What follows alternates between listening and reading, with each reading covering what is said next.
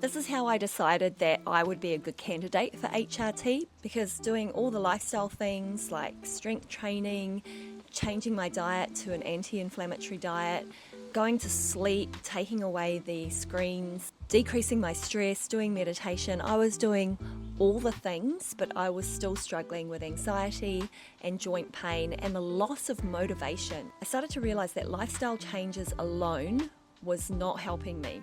I had an acceptance that willpower can't replace estrogen, because estrogen is in every receptor of our body. And as we go through perimenopause, progesterone, testosterone and estrogen all drop.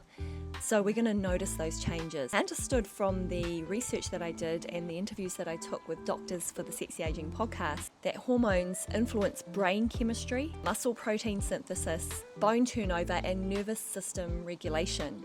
So I prepared for my doctor's appointment. I had a local GP and I thought I'd use it as an experiment to see where the local New Zealand doctors were versed when it comes to prescribing HRT.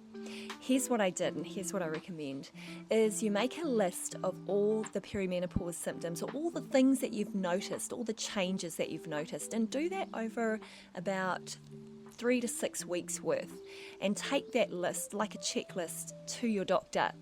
So I went to my doctor, I made an appointment. I actually made 2 appointments back to back. I didn't think that 15 minutes was going to be enough, so I made a 30-minute appointment, and yes, I was going to be paying for this, but I figured if I was well prepared and understood what I wanted from this appointment, that I could hopefully get what I needed, which was trying HRT.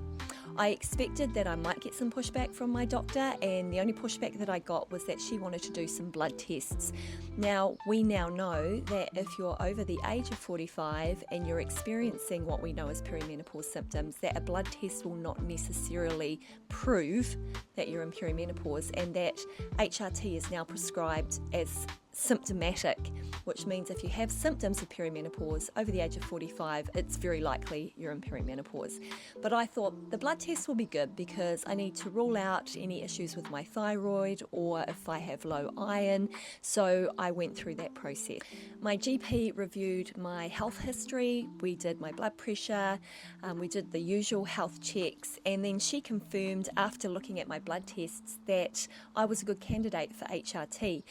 The funny thing was, I'm not sure that she had ever prescribed HRT for a woman before, so this is like 5 years ago. She was looking up online what the prescription dosage should be. I already knew it was going to be the lowest dose to get started because that's what they were doing in the UK, so I said to her, I think it's about 25 micrograms, and she looked it up and she said, yes, I think we can start with that and that will be safe.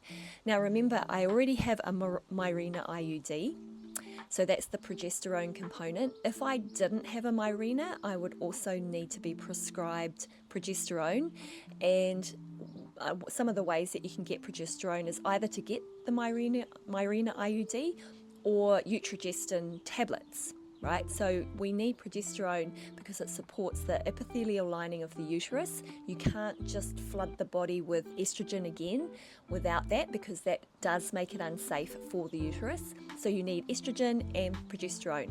We also know that if you've had a uterine hysterectomy, that you may not need progesterone, but some doctors may still prescribe it because it does help with some of the symptoms of perimenopause. With my doctor, we did discuss the risk versus the benefits.